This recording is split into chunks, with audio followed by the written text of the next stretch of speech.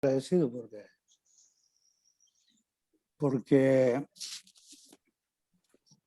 para mí el doctor Torres, y ¿qué pongo acá? This meeting is being recorded. ¿Continuo pongo? Sí, continuo. Me... Sí, porque la empecé a grabar. Okay. Vas a quedar para la posteridad. Oh, perdón, sí. Gracias, Belén, muchísimas gracias. Gracias, Marcelo. Para mí realmente un gran honor el poder dar esta charla. La verdad es que, bueno, estoy un poco apabullado porque bueno, no sabía cómo iba a ser la presentación. Yo la titulé a la charla Rol de los lípidos en diferentes organismos modelos, pero bueno, no estoy seguro si eso es lo que voy a contar.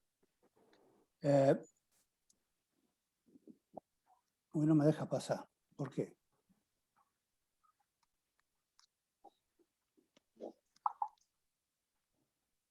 Ahí está. Yo voy a contar una historia un poquito, bueno, mucho personal mía, y un poco del Doc y de Mirta, del Ingevi, y de todos los que trabajaban en ese momento. Así que bueno, probablemente alguna gente muy joven ni sepa de quién estoy hablando, y alguna gente no tan joven, capaz que tampoco. Pero bueno, la historia empezó en el año 73, donde yo me integré al laboratorio del doctor Ricardo Faría, que estaba interesado en el estudio del comportamiento alostérico de enzima de membrana, o sea, lo que ellos habían encontrado en experimentos que fueron muy ingeniosos y difíciles también, en el sentido del modelo, era regular la fluidez de la membrana, o sea, la fluidez de los lípidos en ratas, alimentando a las ratas con diferentes dietas. Y era un lío mantener las ratas, darle las dietas y sacarle todo el aceite y darle aceite fluido y aceite no fluido. Y de ahí obteníamos por punción cardíaca los glóbulos rojos y mirábamos cómo se comportaban enzimas cooperativas, que en ese momento, digamos, era un boom porque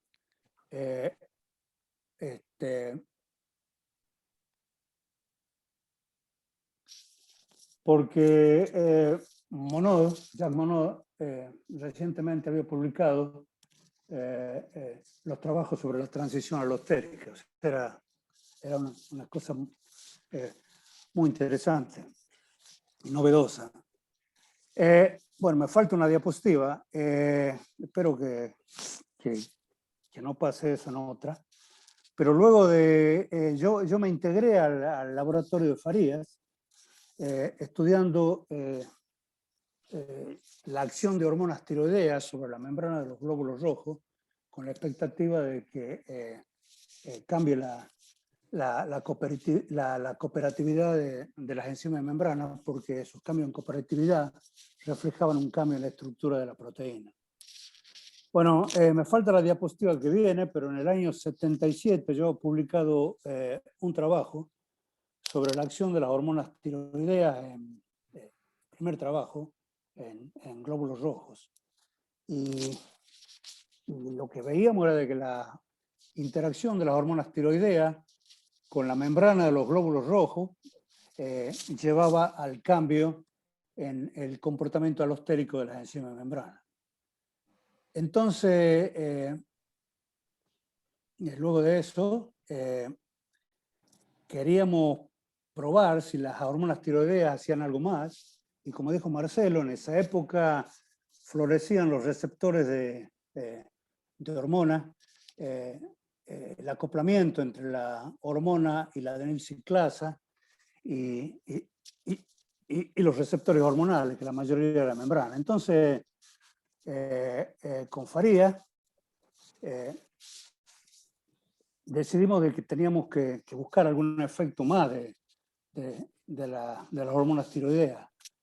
Y entonces, bueno, yo trabajaba en el Instituto de Química Biológica de la Facultad de Ciencias de bioquímica, química y farmacia, a donde había estado un tiempo Mirta.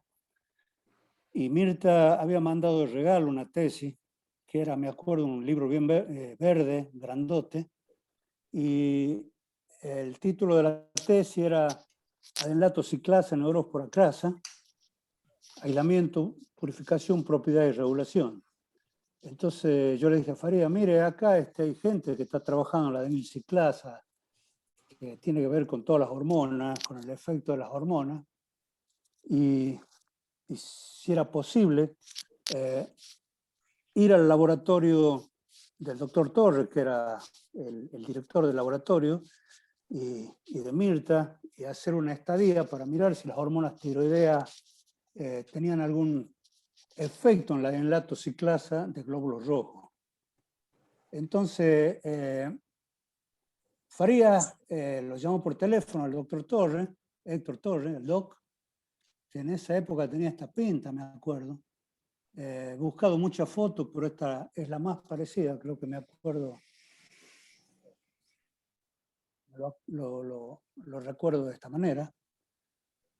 Bueno, y me fui desde Tucumán, me fui, agarré las hormonas tiroideas, la metí en un tubo, y teníamos varios análogos. Siempre Mirta se acordaba de los análogos de las hormonas tiroideas, que muchos de ellos no sabíamos si estaban en buena concentración y por lo tanto no tenían actividad. Y bueno, me fui al laboratorio de regulación metabólica, que estaba en la Fundación Campomar, y con Torres y con Mirta empezamos a trabajar en el efecto de las hormonas tiroideas en glóbulos rojos, para lo cual yo le sacaba sangre a las ratas por punción cardíaca, y lo que pasaba era que las ratas que había en Campomar en ese momento tenían poca actividad en la adenilciclasa, casi nada. Y el doc me dice, mire, lo que pasa es que en realidad la adenilciclasa en los glóbulos rojos de rata es mucho mayor en las ratas jóvenes. Entonces, bueno, llamé a Tucumán y Faría me mandó un montón de ratas jóvenes, o sea, ratas muy chiquitas, en avión. Me acuerdo que la esperé en el aeroparque y le empecé a sacar sangre a las ratas jóvenes, y la adenilciclasa tenía una actividad más o menos razonable.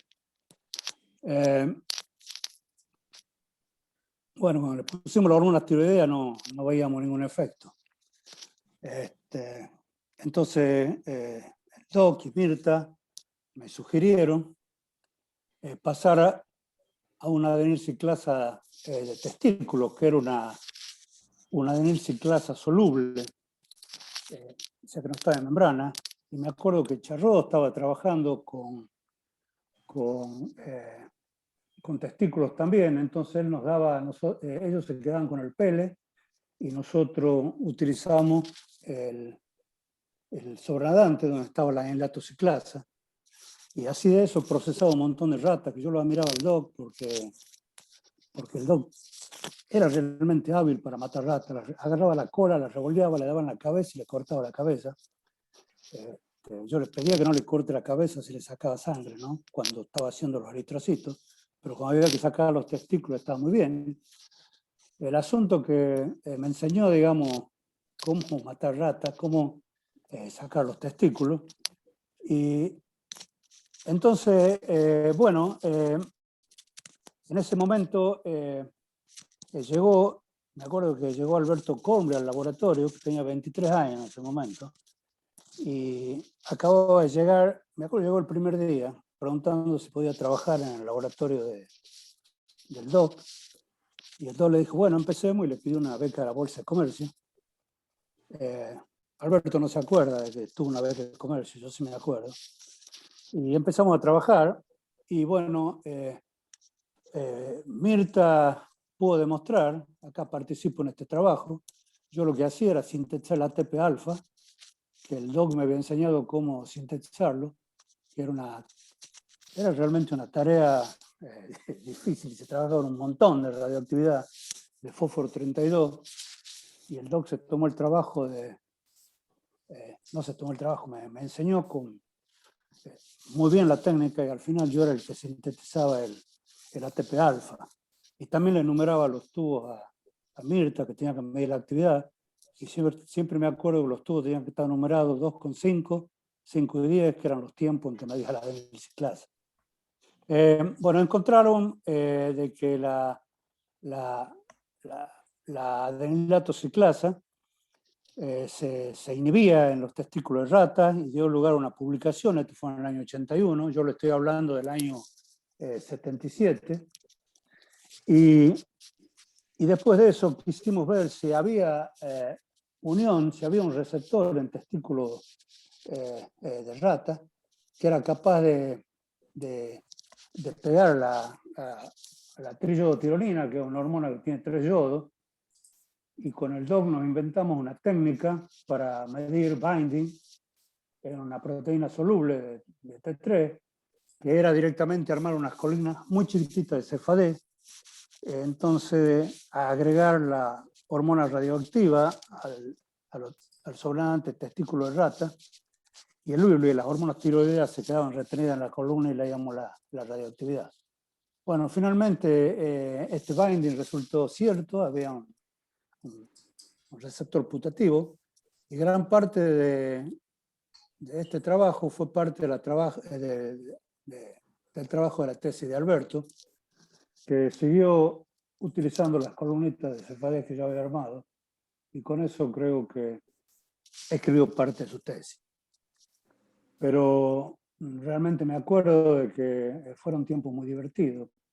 El laboratorio se llamaba el Laboratorio de Regulación Metabólica en el año 77, y los que estaban era Mirta, estaba Gerardo Glikin, Norberto Judevics, y como les dije yo, llegó Alberto Komblick con 23 años recién cumplido. Y me acuerdo que en un momento Mirta y el doc se tenían que ir a Tucumán por alguna razón. Y entonces el doc me dijo, che, Diego, ¿por qué no le enseña un poco a Komblick, a Alberto, cómo se miden las enzimas? Y en ese momento con Alberto estaba medio frustrado, que casi no tenía actividad ciclasa, los eritrocitos, y aprovechando que Mirta se había ido, le sacábamos todos sus reactivos y nos pusimos a medir la adenylatoxiclasa de Neuróspora, que sí tenía una buena actividad. Y realmente disfrutamos muchísimo, veo un montón de números en el contador de Centelleo, que ya estamos podridos, digamos, con la baja radioactividad que había con las de eritrocitos de rata. Eso sí. Me acuerdo que con Alberto hasta festejamos porque vimos mucha actividad. Bueno, en ese momento en el laboratorio, creo que la Tere estaba haciendo un postdoc en Baltimore, y estaba Gerardo Glikin y estaba Norberto Judevics, bueno, y Alberto que recién había llegado, y pasé unas épocas buenísimas, pues nos divertíamos a lo loco. A Mirta y al doc, por supuesto, lo fui viendo siempre en el transcurso de mi carrera. A Gerardo una vez de que me fui a Campomar lo vi menos, pero una vez me fui a visitar a Estados Unidos, y otra vez nos encontramos en Francia. Y la vez que nos encontramos en Francia fue con Norberto también, Norberto Judevics, y me acuerdo que era el mundial en que salimos segundo en Italia, y con Gerardo y con Norberto nos veíamos todos los partidos, hacíamos tal escándalo que venían los franceses y nos tocaban la puerta. Y bueno, Alberto nos hicimos amigos y nos vemos por lo menos una vez por año. Y la última vez que nos juntamos en el jardín japonés, creo que está en Buenos Aires, hace unos meses, a charlar. Me dijo que estaba escribiendo un libro y que quería poner en uno de los capítulos, de las notas, de que el doc, aparte de haberlo guiado en su tesis, se ofrecía a prepararle el cloruro de sodio, y que había visto de que muchas veces tiraba abajo de una bomba a cambiar el aceite. Yo lo vi varias veces, tirado en la ultracentrífuga, porque él siempre venía en riguroso traje. Y bueno, cuando leí el libro de Alberto, en vez de decir cloruro de sodio, dice una sustancia. Pero bueno, nos acordamos y nos divertimos mucho, justamente hace un par de meses de esas épocas, y cada vez que nos encontramos nos hablamos como si nos viéramos toda la vida, y nos acordamos siempre del tiempo excepcional que pasamos, por lo menos pasamos en el laboratorio de regulación metabólica, a donde el doc era admirablemente sabio, sabía todos los tricks que había que saber en bioquímica, me enseñó a preparar el tri, el cloruro de sodio, y además era muy divertido, tenía un buen humor, un gran humor. Bueno, eso fue, digamos, la estadía de que estuve en el laboratorio de Torres en el año 77, que realmente fue muy bueno y muy divertido y muy productivo, porque aprendí un montón de cosas. En noviembre del 78, al final, bueno, yo rendí mi tesis doctoral y me acuerdo que el día que rendí la tesis doctoral mía, se realizaba la SAIB en Tucumán, y bueno, Mirta, Gerardo y Alberto aparecieron en mi tesis doctoral. No hubiera creído yo de verlo, que vengan los porteños a ver la tesis doctoral a Tucumán. Pero bueno, Mirta era tucumana, es tucumana. Pero bueno, fue muy bueno verlo en la tesis. Después me acuerdo que Mirta nos invitó a comer a Gerardo, Alberto. Me acuerdo que estaba el gallego Quesada, no sé si muchos lo conocen, y varios más. Y nos fuimos a un restaurante que se llamaba El Viejo Portal, y que yo jamás había soñado con mi sueldo de becario y podía comer. Comimos buenísimo. Ese mismo día, digamos, de que rendí mi tesis doctoral y se realizaba la SAIA en Tucumán, me aceptaron en la carrera del investigador. Y me acuerdo de que, o sea, en el año 78, se imagina, hace más de 40 años que estoy soy miembro de la carrera del investigador. Y me acuerdo que antes de presentarme, Faría me dijo, presentate porque si no te va a quedar sin comida. O sea, tenía una beca del CONICET. Le pregunté al doc, doc, ¿a usted le parece que me pueden aceptar en la carrera? Bueno, el doc, como siempre, y qué sé yo, probá. Y yo le digo, ¿usted me puede recomendar? Sí, por supuesto, dice. Pero me falta uno, le digo, para que me recomiende. ¿Quiere que le diga Leloir? Me dice. Bueno, le digo yo. Y me acuerdo que se fue inmediatamente con los papeles que yo le había dado de la beca. Entró al laboratorio del DIRE, que quedaba, creo que era al lado, o laboratorio por medio del de Torre. Y vi que le decía Leloir. No sé si Leloir escribió la recomendación, pero el asunto que entré a la carrera, y me acuerdo que le pregunté al doc, yo sé que usted es profesor y que es miembro de la carrera, y Leloir, ¿qué es aparte bueno, premio Nobel? buena noticia, ¿cómo es?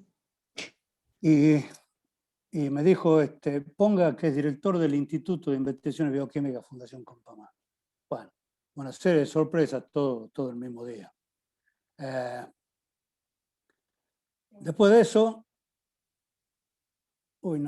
se me cortó la proyección, no sé qué pasó. ¿Y qué tal está? ¿Me aguantan un minuto? No, te estamos viendo, Diego. Pero no, lo que pasa es que las diapositivas no están bien.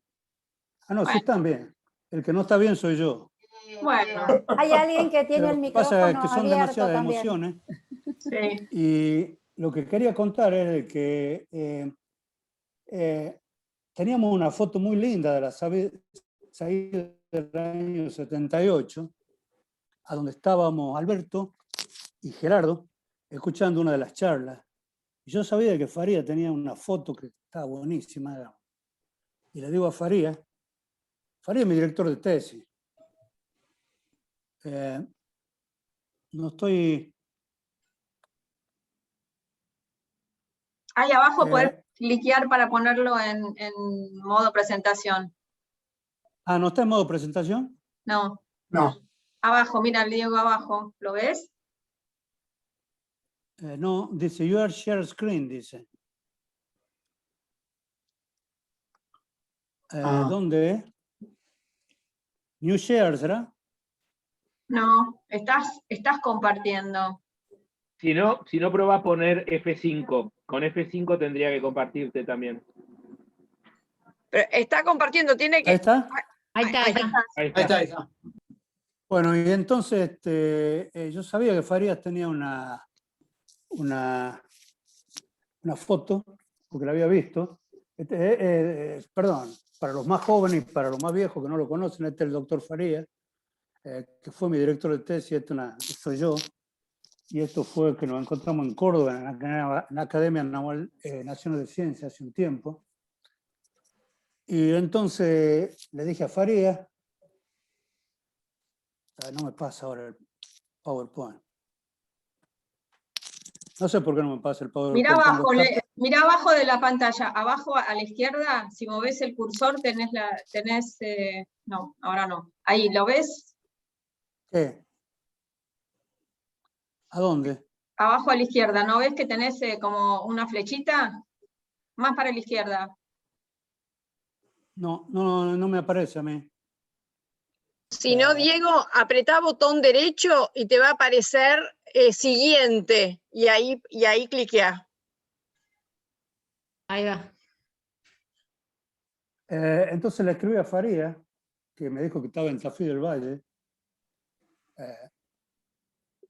y que la foto la tenía en Tucumán. Este es un WhatsApp que le mandé. Y le digo, ya volví de Tucumán por la foto, digo. Y Farías me dice, ahora la busco, ¿ok? Se olvidó, obvio. Y le digo, hola jefe, encontró la foto, la necesito para un seminario que está en el INGEBI el próximo lunes. Dice, la busqué 2 días, vi hasta mi foto desnudito de 8 meses. No podía creerlo. Estaba en cuadro en el instituto, hablé con Díaz Ricci, que es el director del instituto, y se acuerda que estaba colgada en una pared que la arreglaron. Quedó que la busca y me manda la foto. Y yo me reí y le dije, desnudito. Y me mandó la foto para que le crea. Farías, mira, me encontró la foto con Farías, tenía 8 meses, pero no puedo encontrar la otra, no lo puedo creer. Jamás hubiera pensado de que a Farías lo iba a ver desnudito de 8 meses. Bueno, esa era una anécdota reflejada en el laboratorio que quería mostró una foto con Alberto y con Gerardo. Espero que la presentación sea más o menos. Debo confesar que siempre me hago el lío con las presentaciones, soy medio tarado para esto, pero bueno.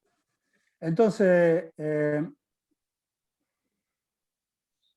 ahí que terminé la tesis, me fui, hice un postdoc en Illinois, ese soy yo, ese John Cronin, y cambié totalmente de receptores, de hormonas y todo, porque la razón por la que cambié y decidí trabajar en bacterias es porque durante mi tesis había aprendido todo lo de la secreción de las hormonas tiroideas y me había interesado en el Thyroid-Trophic Relation Hormone, el TRH, que había sido descubierto por Roger Guillemin.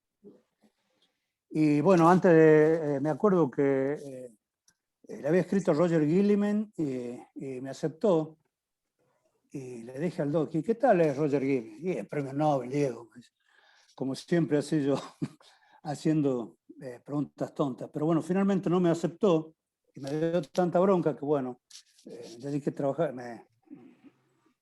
hice una transición a bacterias.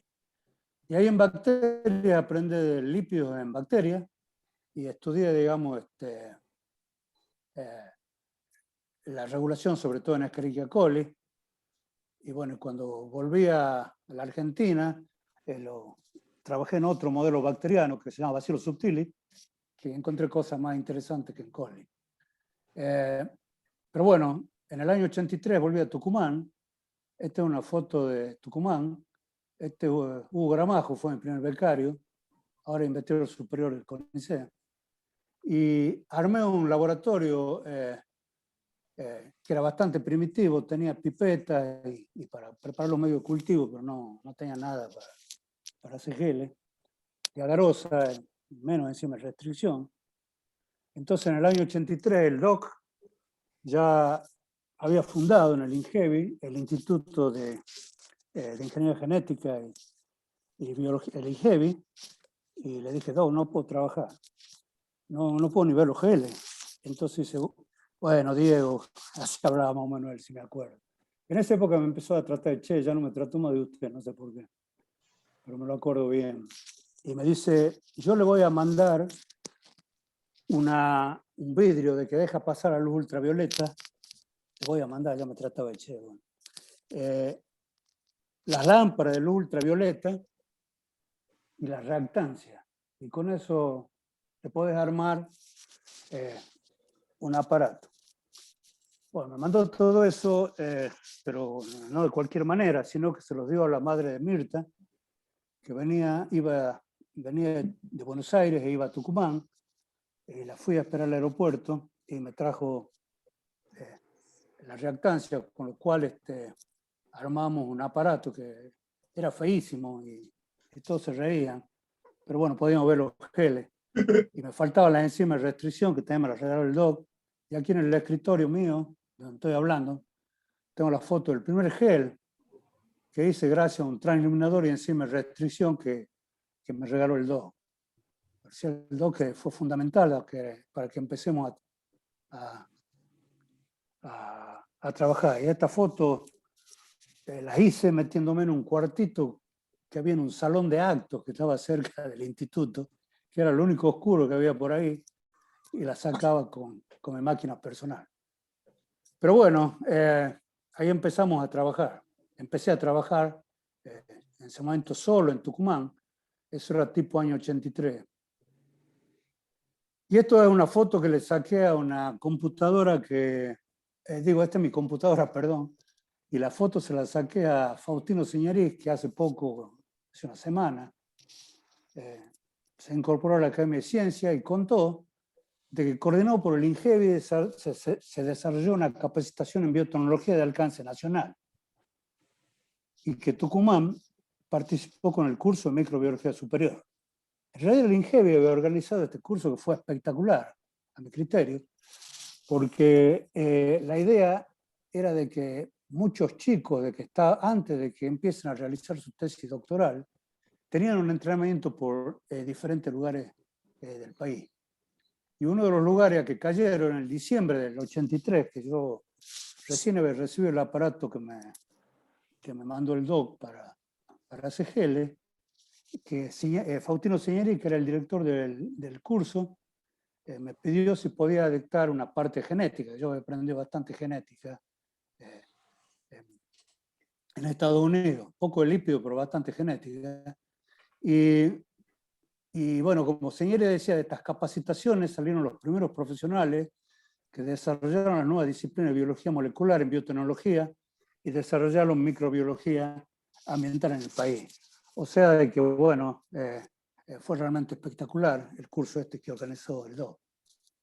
Y esta era la foto de los chicos que participaron en el curso. Creo que acá hay 3 chicas del INGEBI que trabajaron luego, creo que Valentina Carricarte, creo que Clara Rubinstein, no me acuerdo, y capaz que ustedes conocen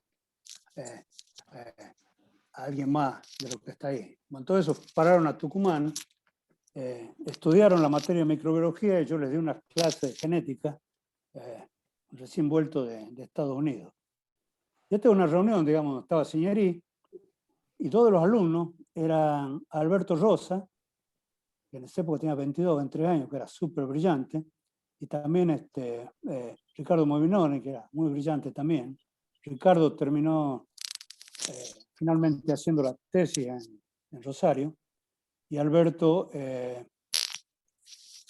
se interesó y quiso trabajar conmigo, y empezamos a trabajar codo a codo en Tucumán, y con él publiqué mi primer trabajo, que recién lo publicaron en el 85, pero salió de los experimentos que hicieron del curso ese que organizó el INGEBI, y bueno, en ese momento no tenía un peso como para trabajar en lípidos, así que nos inventamos varias técnicas utilizando transposomas y armamos una línea que se llamaba ingeniería genética in vivo, a donde hacíamos saltar genes in vivo sin necesidad de enzimas de restricción a los plásmidos, pero es otra historia. Y con Alberto generamos el primer trabajo que fue realmente intelectualmente muy intenso. En ese momento me acuerdo que los primeros trabajos lo había sacado un científico de Chicago que se llamaba Malcolm Casabada, que leí hace poco que Luciano Marraffini, que es uno de los pioneros del CRISP, le sugirió a él que se ponga a trabajar en CRISP. Pero bueno, es una anécdota nada más. Pero gracias, digamos, a que el Bueno, lobo ese, lanzó la Diego, enzima. Perdóname que te interrumpa, ¿no? Diego, Sí, pero ese es un paper puramente de ingeniería genética, ese que está mostrando. sí. Después de esto salieron varios. Y era muy divertido, porque, bueno, no sé, me parece que me estoy extendiendo mucho, pero ustedes díganme, no sé. No, está bárbaro. Porque ya que te interesás, Alberto Rosa, él es el que me mandó las otras 2 fotos y se divertía muchísimo con el doc también. Y pasamos en el curso. Y había un transposón que se llamaba Minimu, porque era un bacteriófago de que tenía lesionado el genoma y se comportaba con transposón. Y se lo utilizaba para mutagenizar plásmido, pero bueno, era medio grande el bacteriófago para plásmido, entonces nosotros lo hacíamos tramponar en cósmidos, que también tenían genes, y después lo empaquetábamos en lambda, súper divertido. Y así de esa manera encontramos un montón de inserciones que caían dentro de los cósmidos, engañándolo al MUDE que tenía sus cápsides, pero la tenía del Favolanda, porque le habían puesto los sitios COS, que son de los cósmidos. Bueno, es otra historia viejísima ya. Pero bueno, ese fue uno de los trabajos pioneros en el desarrollo de la ingeniería genética in vivo, sí. Y tuvieron bastante éxito, porque era en ese momento que yo hice mi postdoc en Estados Unidos, teníamos 7 enzimas de restricción y nos teníamos que hacer la ligasa. O sea, de que apenas se conocían las enzimas de restricción, y después desarrollamos unas técnicas que nos permitía clonar genes en vivo sin usar enzimas de restricción y nos divertíamos como locos. Bueno, eso fue alrededor del año 85, que fue el primer paper, que lo hicimos, digamos, nada más con caja de Petri y 2 estufas y un transiluminador. Y después de eso, en el año 84, bueno, me llegó una invitación de la Sociedad de Biología de Rosario, a que dé una charla, y voy a leer un párrafo nomás, pero lo pongo porque esto tiene relación después con el doc. La sociedad se hará cargo de los pasajes por su traslado en primera categoría por ferrocarril. En esa época había un ferrocarril que había de Tucumán a Buenos Aires, y el CEFOI, por intermedio de su director, lo invitará a dar una serie de charlas. Y la firma, yo no lo veo bien, pero la firma Eduardo Ceccarelli, que era en ese momento becario y ahora es presidente de la SAE. O me trasladé a Rosario, que fue otra malaria terrible, peor que en Tucumán. No teníamos absolutamente nada, y bueno, ocurrió un milagro, que el secretario de Ciencias Técnicas de Alfonsín, que era el doctor Sadowski, acá tengo una foto con él, esto fue en el año 87, que fundaron un programa nacional de biotecnología, a donde estaba Faustino Signorí, Oscar Burrone, el Gordo La Torre, Bayer, que no sé si lo conocen ustedes, los más jóvenes seguro que no. Pero decidieron de que la microbiología era un área de vacancia, y tuve la suerte que es un área de vacancia, y nos dieron el primer dinero para equipamiento. Y pudimos comenzar a trabajar. Y en ese momento, bueno, ya se agregaron, trabajábamos en una sala de un hospital, que como dijo Belén, se inundaba, se llama Sala 9, y siempre decía trabajo en Sala 9, cama 7. Pero bueno, era una broma, ¿sí? Y se juntaron excelentes científicos como Néstor Carrillo, Alejandro Viale, Eduardo Ceccarelli, que yo siempre lo digo, les decía a los excombatientes del CEFOI, que empezamos, porque trabajaban en el CEFOI, ¿no?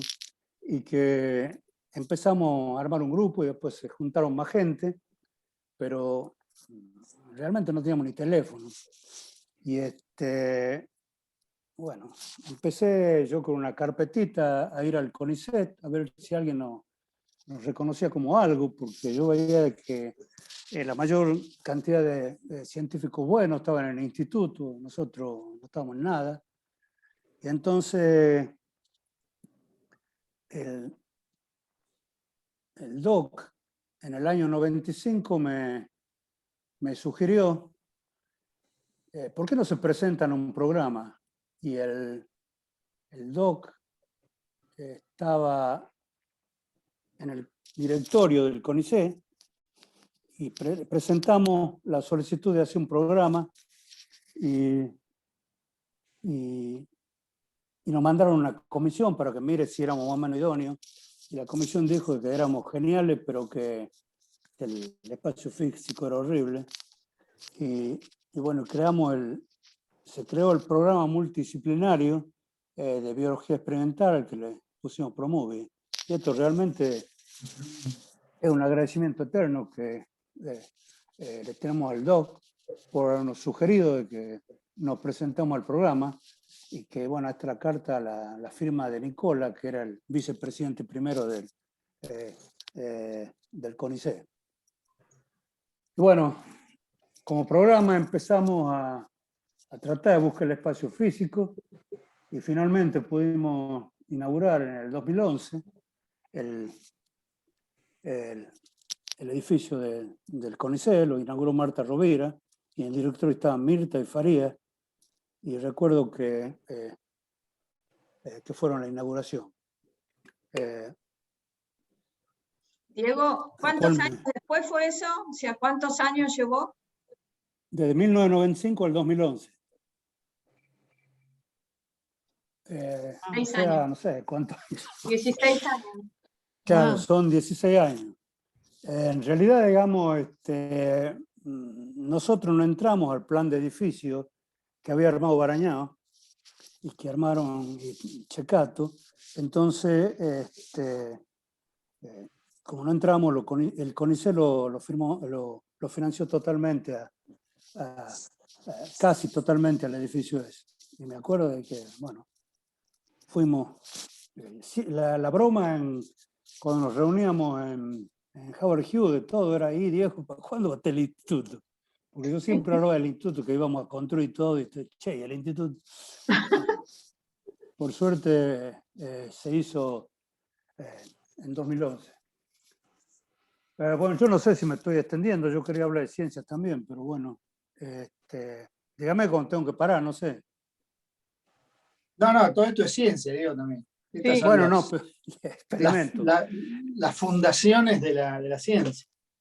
Bueno, o sea, realmente para mí, digamos, una gran emoción poder hablar, y realmente estoy emocionado, y por eso no sé ni qué hago con el PowerPoint. Y nunca supe tampoco, pero bueno. Es un agradecimiento al DOC. El agradecimiento por su labor fundacional en la ingeniería genética, creando el INGEVI. Le quiero agradecer por todo lo que me enseñó mientras yo estaba, trabajé un tiempo en su laboratorio. Le quiero agradecer porque realmente nos sugirió de que presentemos el programa y él sabía de que había buena gente, buenos investigadores en lo que iba a ser el instituto. Y es más, les digo, cuando se fundó, recibimos el dinero para el ProMovie, lo primero que me acuerdo es que compramos un teléfono para conectarnos por internet y un fax. Yo todavía tengo la imagen de Raquel Chan, que ahora está en Santa Fe, y que en ese momento también se había integrado al instituto, pidiendo de un teléfono público los reactivos o comunicándose de un teléfono público cuando no tenía un teléfono. Y a los fax nos recibía un vecino que nos cobraba. Entonces, el haber podido comprar una máquina de fax fue, digamos, y tener un teléfono, fue un giro increíble, aunque parece una tontería ahora, por supuesto, para los más jóvenes y quizás los no tan jóvenes, pero bueno. Por todo eso le digo gracias, Rob, por su ayuda y su amistad. Realmente me gustaría darle un abrazo fuerte, grande, y decirle todo lo que lo quiero. Muy bueno. Gracias, gracias, bueno, Diego. Diego. Me emocionaste mucho. Gracias. Yo tengo preparada una charla, ¿puedo seguir o tengo que Sí. irme? No, podés ir. No, dale. Por favor, disculpe. No, dale, Lo que Diego. pasa que digamos, me llevó un montón de Perfecto, tiempo está preparar esta espectacular. charla de recuerdo, de cosas, de pedirle fotos a Faría, y al final mandó la foto de sus 8 meses y cosas por el estilo, que realmente ahora que lo estaba dando me entusiasmé. Bueno, una vez que no, ya se me mezclan los nombres de los institutos, iba a decir el INGEBI, una vez que tuvimos primero como programa, bueno, y después, antes de que inauguramos el edificio,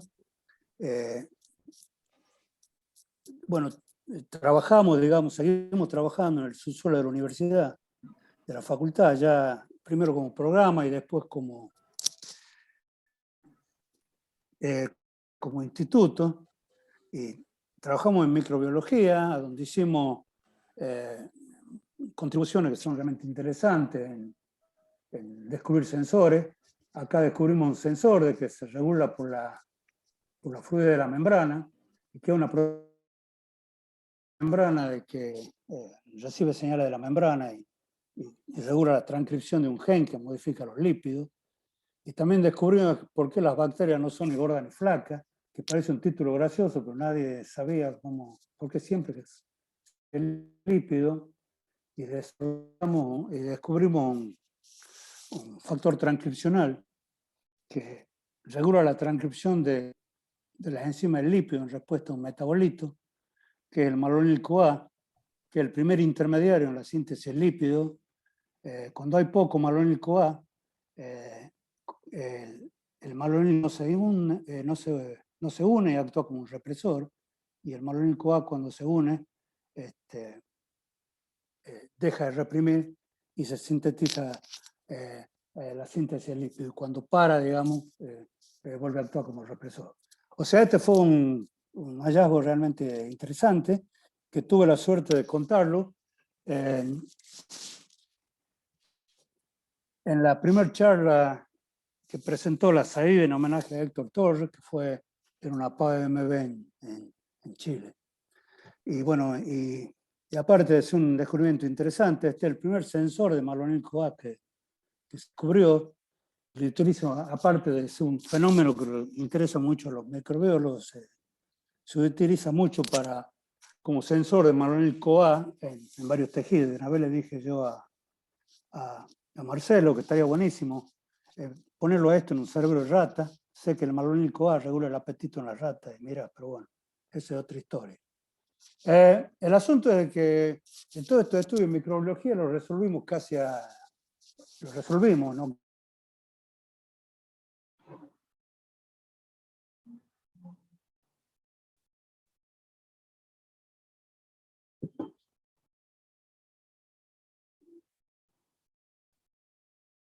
Suelto los problemas, lo presenté, esta diapositiva. Ok, está, un recording in progress, me hace acordar, perdón.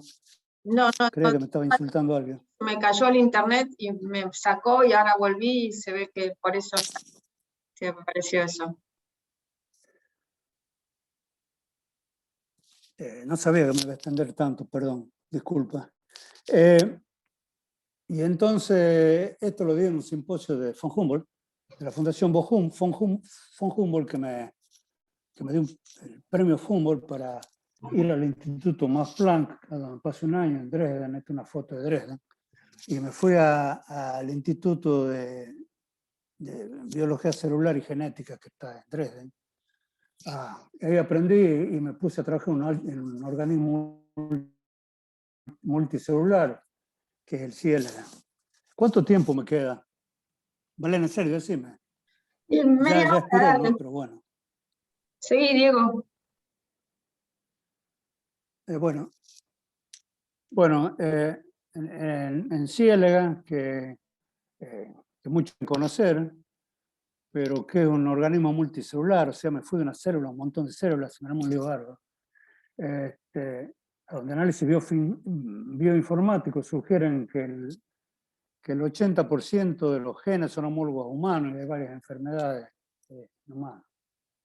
Y tiene, es un organismo dimórfico, o sea, de que se pueden construir mutantes haciendo cruza entre los hermafroditas y los machos, que son a una muy baja cantidad.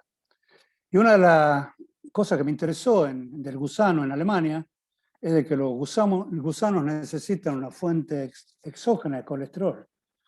O sea, tienen la vía de síntesis de colesterol bloqueada y no lo pueden sintetizar. O sea que cuando uno le da de comer bacterias, le tiene que poner colesterol. Y una de las cosas que me atrajo más en el ciclo de vida de elegans, y que bueno, me hizo acordar las esporas bacterianas, a donde acá está un huevo que deposita la hermafrodita, y esto pasa a una serie de estadios larvales hasta que se convierte en adulto, pero si las condiciones están desfavorables, se convierte en una larva chiquita que se llama Dauer y que es resistente a los estrés. Y con la Dauer encuentra comida de nuevo, vuelve a entrar en el ciclo reproductivo del gusano. O sea, quiero que se acuerden de que el gusano en condiciones desfavorables forma estas larvas que se llaman Dauer. Y la regulación del ciclo de vida de las Dauer, o sea, quiero decir, el ciclo de vida del gusano, de que puede tomar la decisión de crecer en reproductivo en Dauer, está dirigido fundamentalmente por dos neuropéptidos que son el factor de crecimiento tumoral, que se llama DAV7, y el receptor de insulina. Esto, digamos, hay una vía de transmisión de señales que comienza en las neuronas y termina en células somáticas y que son necesarias para que se active una enzima que se llama DAS9, que es una citocromo P450, y transforma el colesterol en ácido DAFA-crónico. Y este ácido DAFA-crónico es la hormona clave que hay en los gusanos para entrar en el ciclo reproductivo y que requiere del colesterol exógeno. Entonces, en condiciones desfavorables, ¿qué pasa? Se inhibe la transcripción de DAV7 y DAV2, no se transcribe la enzima que pasa el colesterol a ácido DAFA-crónico y el gusano entra en el ciclo de Dauer. Entonces, esto es nada más que hipotético, para decirle que cuando uno le da de comer colesterol, el colesterol tiene que viajar a un montón de tejidos como intestino, células neuroendocrinas y la hipodermis del gusano, para poder convertirse en ácido DAFA-crónico, que interacciona con un receptor nuclear y de esta manera regula el ciclo de vida del gusano, llevando al ciclo reproductivo o a la formación de Dauer. Y para esto es esencial el colesterol, o sea, si no tienen colesterol no puede hacer ácido DAFA-crónico.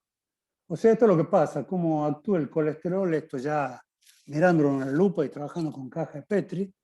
En presencia del colesterol, el gusano llega a adulto, obviamente, porque tiene ácido DAFA-crónico que viene del colesterol. ¿Y qué ocurre si se lo hambrea el colesterol? O sea, si a la madre se la da colesterol y se lo pone a los gusanos sin colesterol. En la primera generación crecen bien, crecen hasta adultos, porque el colesterol en los huevos es heredado de la madre, pero en la segunda generación se arrestan como Dauers. Eso porque no tienen colesterol. Si uno vuelve a colesterol, agrega colesterol, reanudan el ciclo de vida. Y en el momento que caí en el laboratorio, o sea, si ustedes ven, digamos, para que se transporte el colesterol, esto es totalmente desconocido a los diferentes tejidos. Y en el momento que llegué al laboratorio, Sebastian Boland estaba trabajando, había descubierto un lípido que era esencial para la movilización de colesterol en ciélaga, en los tejidos. Entonces yo me puse a trabajar un poquito, pero por supuesto, bueno, me puse a aprender los gusanos, hacía bastante que no pipeteaba, así que bueno, que no me di cuenta que tenía que ponerme anteojos para pipetear y cosas por el estilo, pero más o menos le agarré la vuelta a cómo crecer a los gusanos, digamos. Y inspirado en este trabajo, bueno, y la movilización de colesterol por este líquido requiere de la vía del factor de crecimiento tumoral, porque el gusano sintetiza menos lípido en la DAF7 que en una N2. Pero bueno, inspirado en este trabajo, lo que quisimos ver en el laboratorio es si había otro lípido u otro componente, porque los lípidos son muy inusuales que participen en la movilización de colesterol, y ya nos pusimos a hacer un screening por investigar si había otros componentes que pueden estar involucrados en la movilización del colesterol. Y por eso, bueno, lo que tiene de genial el gusano, la genética, la cantidad de mutantes, que se puede interferir con RNA, etc. Y si ustedes se acuerdan, en presencia de colesterol, el gusano llega adulto, pero si uno le saca colesterol, se arresta en la segunda generación. En la primera generación zafa bien. Entonces, lo que nosotros pensamos, bueno, lo discutimos también con la gente de Dresden, es de que si hay mutantes de que son defectuosas en la movilización del colesterol, se tendrían que arrestar en la primera generación más que en la segunda, una vez que uno lo hambrea en ausencia de colesterol. No sé si está claro. Pero bueno, con colesterol uno crece bien. Si lo ayuna de colesterol en la segunda generación, el gusano crece, pero la segunda generación, si no tiene colesterol, se arrastra como Dauber. Nosotros buscamos mutantes que en ausencia de colesterol se arrastran en la primera y no en la segunda, buscando que podía haber genes de que estaban involucrados en la movilización de colesterol. O sea que el screening de las mutantes tomó una colección de mutantes en la síntesis del lípido, de que en la primera generación sin colesterol se arresten como Dauber. El wild type no se arresta. Entonces, haciendo este screening, encontramos de que hay una mutante deficiente en un gen FAT3 del gusano que se arresta en la primera generación. Estas son las Dauber que forman, mientras que el wild type crece feliz en la primera generación sin colesterol. Entonces, ¿qué es FAT3? Y bueno, no quiero volverlos locos, pero FAT3 es una enzima, una desaturasa, que está en la vía de síntesis de poliinsaturado en elegans y que llega a la formación de ácido araquidónico y de icosapentanoico, que son esenciales como moléculas de señalización. Y la mutante FAT3, la que nosotros estábamos usando, no puede sintetizar los ácidos grasos poliinsaturados. Entonces, lo que les conté hasta ahora, entonces, de que el homólogo de DAF7, que como tiene pocos niveles de un lípido, al principio se los conté, forma larvas, forma Daubers constitutivamente, con colesterol. O sea, porque este lípido, el PIC, es controlado por el TG-beta. Lo que nosotros encontramos es que la mutante FAT3, que era incapaz de producir poliinsaturado, iba a un arresto de Dauber en la primera generación. Entonces la pregunta fue si DAP7, que tiene que ver en la formación de Dauber, y FAT3 interaccionan genéticamente en el metabolismo del colesterol. Entonces, lo que hicimos es construir una doble mutante DAP7 FAT3.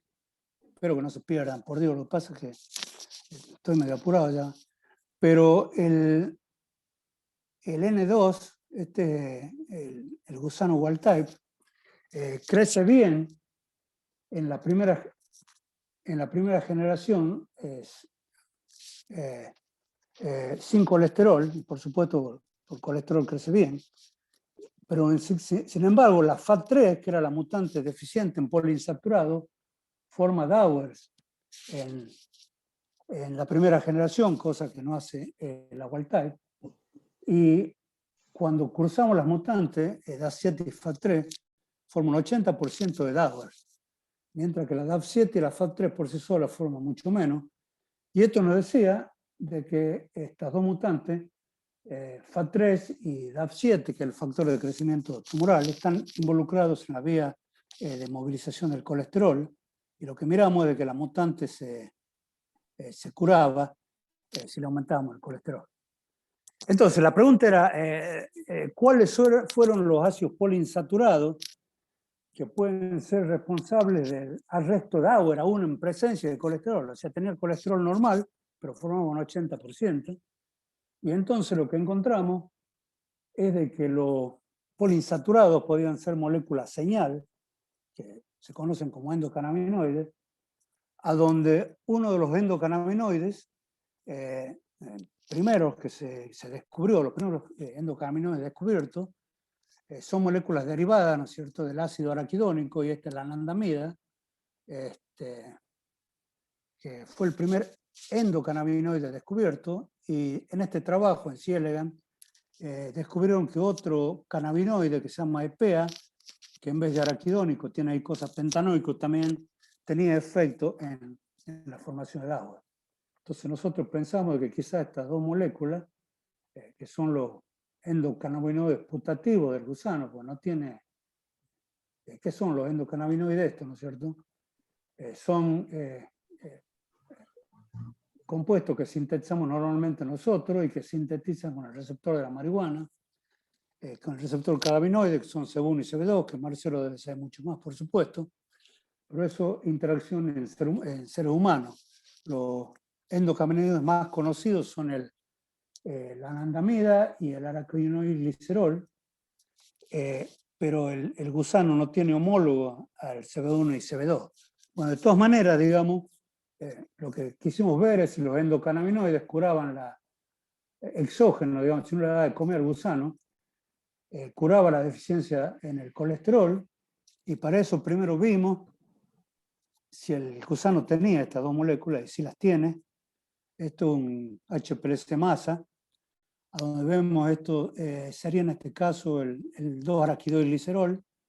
Este sería el estándar, el N2 lo tiene, la DAF7 lo tiene, por supuesto, pero la mutante deficiente en poliinsaturado no tiene, y tampoco la doble mutante. Lo mismo pasa con la anandamida. O sea que estos dos endocannabinoides tienen el colesterol, ya otra gente lo había dicho, pero lo tiene el gusano, perdón, pero no lo había probado. Entonces, bueno, la siguiente pregunta fue ver si los endocannabinoides, 2-AG y anandamida, rescataban a esa mutante, que era una doble mutante, DAF7, FAT3, que formaba una barbaridad de Dauer por deficiencia en el transporte de colesterol. Esto es sin nada, digamos, forma un 80% de Dauer. Bueno, y tuvimos la sorpresa que si le agregábamos araquidonil glicerol y anandamida, los dos endocannabinoides entraban en el ciclo reproductivo. Estos directamente son controles. Por ejemplo, el EPA, que es, en vez de araquidónico, tiene ahí cosas pentanoicos, no tiene, y que había sido visto que en gusanos tenía efecto, no lo tiene. Bueno, otro experimento que pensamos, bueno, puede ser de que cuando le estemos dando estos dos compuestos, 2-AG y AEA, y anandamida, haya una hidrólisis del ácido araquidónico, y el ácido araquidónico sea el que en realidad tiene el efecto. El ácido araquidónico no tenía ningún efecto, pero si le poníamos araquidónico metilado, que era más permeable, tenía un poco de efecto. Entonces dijimos, zafamos, bueno, en una de esas lo que estamos viendo es que hay una hidrólisis del gusano, de tanto del 2G y la EA, y no es, digamos, el endocannabinoide, sino de que es el araquidónico. Y para eso utilizamos un análogo que se llama noladina, a donde el ácido está directamente unido por unión éter y no por unión estri, es no hidrolizable y no tiene ningún efecto. O sea que bueno, los endocannabinoides son los que tienen el efecto. Y ya fuimos más allá, digamos, que era ver si a un gusano wild type ayunado 2 veces de colesterol, que se mueran los gusanos, se resucitaba con 2AG y sí vimos que se resucitaba, lo cual de alguna manera dice que está aumentando la circulación de colesterol. Y para comprobarlo, este es un experimento interesante que hicimos con una serie de mutantes de que hay en el gusano, que son mutantes en unas proteínas que se llama NPC1, y en humanos y en animales el colesterol es internalizado a los lisosomas y allá es hidrolizado ácido graso por las lipasas y interaccionan con una proteína NPC2 y NPC2 interacciona con NPC1 y la NPC1 es la que se encarga de repartirlo al colesterol, al retículo endoplasmático de las membranas. Y hay 2 mutantes del gusano que deben estar abajo, que yo no las veo, pero se llaman NCR1 y NCR2, de que tampoco pueden transportar el colesterol a los tejidos y se arrestan aún en presencia de colesterol. Estas son las mutantes, NCR1 y NCR2.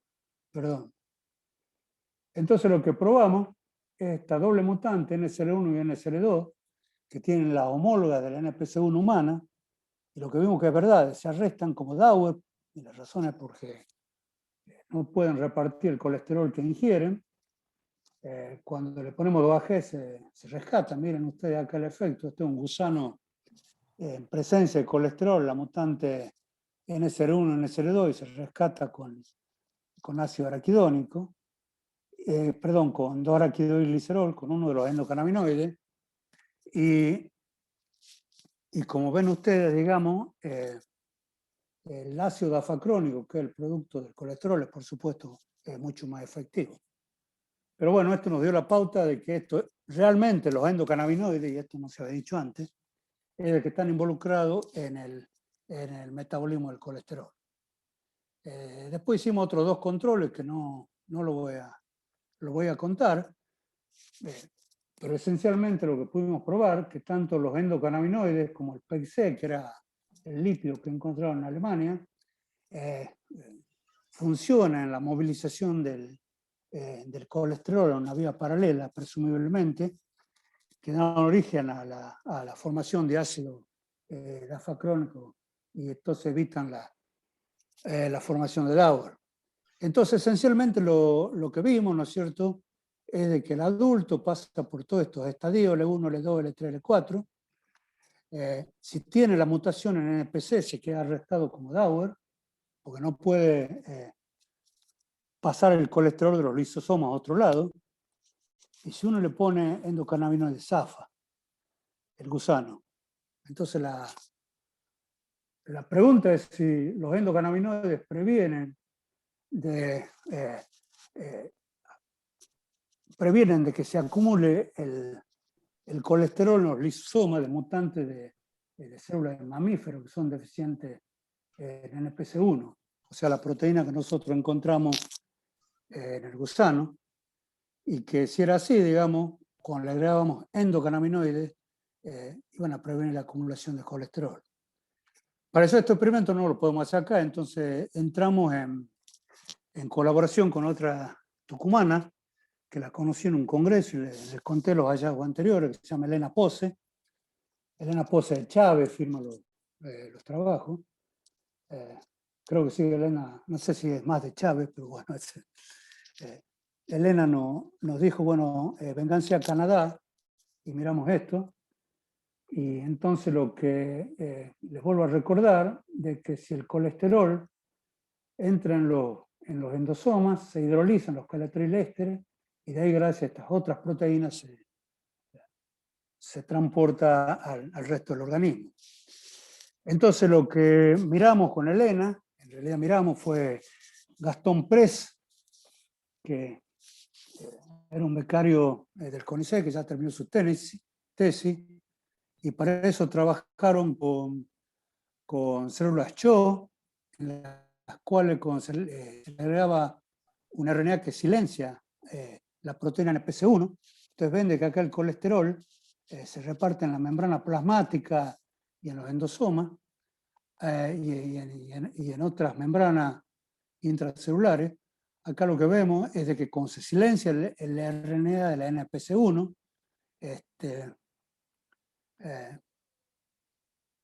el colesterol queda retenido en los lisosomas. Y bueno, esto tiene un interés muy grande, digamos, porque en realidad las mutaciones deficientes en NPC1 producen una enfermedad genética terrible en los niños, ¿no? Una enfermedad, es una enfermedad poco frecuente, pero digamos lo que ocurre es de que si pierden NPC1 se acumula colesterol en las neuronas y otros tejidos, y los chicos no pasan de los 11 años. Y el único remedio conocido es la ciclodestrina, que se sabe que remueve el colesterol de los lisosomas, de los endosomas. Entonces acá se ve, digamos, células en las cuales se silenció la NPC1, vemos de que se acumula el colesterol en las células CHO. Si se le agrega a la ciclodestrina, digamos, disminuye mucho el porcentaje de colesterol secuestrado, y lo mismo pasa cuando se le agrega los endocannabinoides que encontramos en el gusano.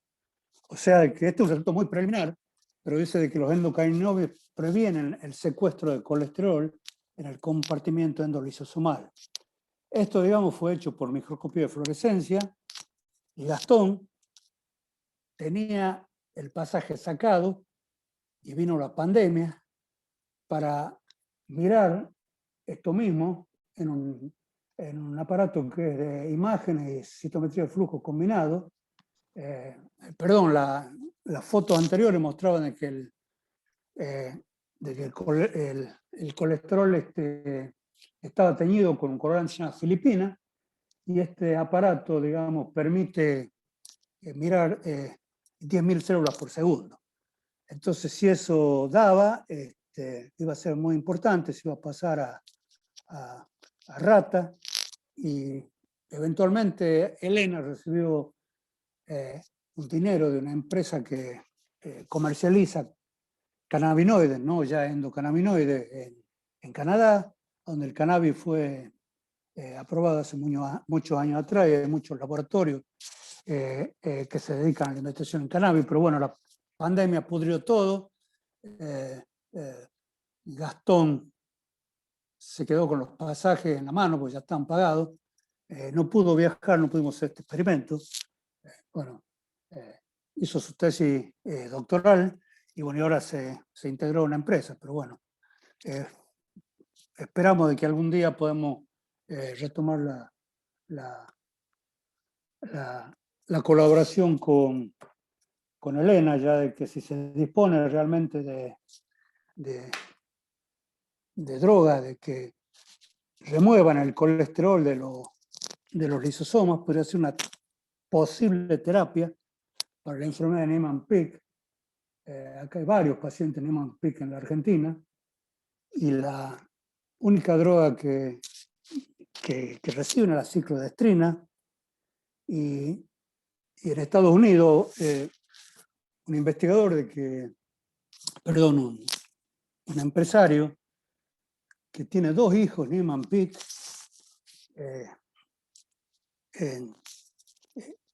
logró aliviarle las convulsiones a los chicos dándole cannabinoides, y ahora armó una empresa grande para que fabrique ciclodestrina. Por supuesto, esta es una enfermedad desatendida que es terrible, y es llamada el Alzheimer de los niños, porque los chicos tienen Alzheimer a los 14 años, y una de las ocasiones de ese Alzheimer juvenil es que se acumula colesterol en las neuronas. Y Elena Pose, en Canadá, uno de sus mayores intereses es la enfermedad de Alzheimer, y quiere utilizar los endocannabinoides, quizá los cannabinoides, para probarlo en Alzheimer. Bueno, es una historia trunca, pero bueno, espero que algún día la terminemos. Entonces, las conclusiones de esta, tengo una diapositiva más y después de esta, y no me insulten, es que la síntesis de los poliinsaturados es importante por el tráfico del colesterol. Es la primera vez que se dice esto. Los compuestos bioactivos derivados del ácido araquidónico son la anandamida y el 2-AG. Los endocannabinoides pueden rescatar el arresto larval y probablemente intervienen en Elegance, en una vía paralela que actúa con otro lípido, regulando la homeostasis del colesterol. Y experimentos preliminares, bueno, Elena está muy entusiasmada, sugieren que el 2-AG y la anandamida pueden prevenir el secuestro del colesterol en los endosomas. Y la gran pregunta, y que bueno, es la que estamos haciendo ahora, es cómo es la vía de transducción de señales por la cual actúan los endocannabinoides. Nosotros ya descartamos de que la acción de los endocannabinoides sea mediada en el metabolismo del colesterol, sea mediada por dos proteínas que son parecidas al CB1 y que realmente se ha demostrado que en gusanos tienen una actividad. Esto utilizan genética muy básica. Estos receptores que son acoplados a proteínas G no están involucrados. Y quizás esto es lo que ahora me tomé el trabajo de contar todo esto para que Belén escuche un poco, porque les quiero proponer que hagamos un trabajo en colaboración. Es que Bruno Hernández Cravero, que creo que debe estar entre los que escuchan, porque es el único que le di el link, hizo una serie de mutaciones y hizo mutaciones, escrinió compuesto, hizo homología, hizo un trabajo grande, así que filtrado, encontramos que para que el 2-AG tenga efecto en el metabolismo del colesterol, se necesitan dos proteínas neuronales que se llaman OSM9 y OSR2, que a través de una vía de transducción de señales que están relacionadas con la secreción de vesículas secretorias que llevan aminas biogénicas, neuropéptidos e insulina, creemos de que promueve, digamos, el transporte de insulina hasta el receptor de insulina y de ahí se desencadena una vía de transducción de señales. Entonces, lo que encontramos es que la vía de la insulina es esencial para la estimulación del transporte de colesterol. Se necesita una vía de transporte de vesículas activas y Bruno tiene experimentos de que estaría actuando en el tejido neuronal. Y lo más importante de todo, que estas dos proteínas, OSM9 y OSR2, de acuerdo a la literatura, forman un canal de los receptores transientes de potencial y que podría ser un nuevo tipo de receptor endocannabinoide en CLA. Entonces le propusimos a Belén, no sé si después de la charla esta les sigue interesando, probar el efecto del 2-AG sobre la electrofisiología de estas dos proteínas. Nosotros ya tenemos el DNA para hacer RNA y después buscarlo en ovocitos, y si así sería realmente interesante encontrar de que estos receptores, yo de vuelta a los receptores después que viajó por bacterias, tengan que ver en el transporte de colesterol. Bueno, y para alivio de ustedes, esta es la última. Ellos son los que hicieron el trabajo, ya Cecilia Branich, que es técnica en el laboratorio, Gastón, que fue el que hizo varios de los experimentos que les conté y que viajó a Canadá, Bruno Hernández, que es el que está trabajando ahora en el metabolismo del colesterol, en este proyecto. Digamos, Batista, que el apellido de Batista, en este momento no me estoy acordando el nombre, porque es Bernabé Batista, perdón, hablamos todos los días, que trabaja en otros aspectos en el metabolismo del colesterol que son súper interesantes, y ellos son los que hicieron todo este trabajo. Y con la colaboración de Elena Pose, acá está Gastón con Elena Pose en Alberta, bueno, yo le estoy sumamente agradecido a Temo Kurkalia, que me recibió en el instituto, en su laboratorio en Dresden, me enseñó a manejar gusano, y le enseñó a Sider Penkov, que está en esta foto. Esta es una foto donde me estaban despidiendo, estarían podridos de mí ya, que Sider me enseñó todas las técnicas básicas de él. Y también le quiero agradecer en esta foto a Olga, que es mi esposa, de que chupó un año en Dresden con el frío, el clima horrible que tengo, y encima viajando todos los días en tren hasta Leipzig, a donde ella trabajaba en otro instituto más plano. En esta parte científica, y bueno, mil gracias por el tiempo, me súper excedí, pero bueno, la emoción me dijo que diga un montón de cosas. Gracias.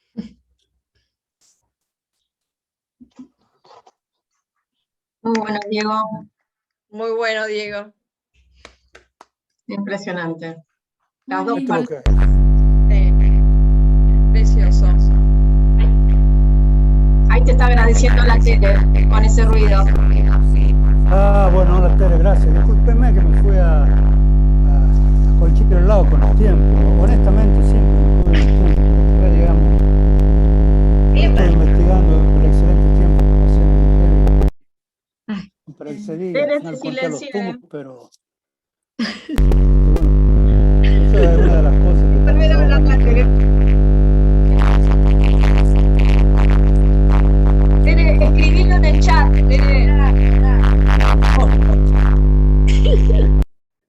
Tere, escribilo en el chat. bueno. Uy, son las 3 de la tarde, disculpe. No, muy bien, Diego, Diego. excelente, Excelente. Diego, porque no había límite de tiempo. La verdad que, al contrario, estamos nosotros tremendamente agradecidos del grado de detalle con el cual contaste toda la historia por la cual vos transitaste y tu vínculo con el DOC, con Mirta, con el INGEVI, con los compañeros de aquella época, pre-INGEVI, incluso con Farías, Iñiguez. Fue, la verdad, para mí, yo Todo un conocía poco. muchas de estas cosas, yo las conocía tangencialmente.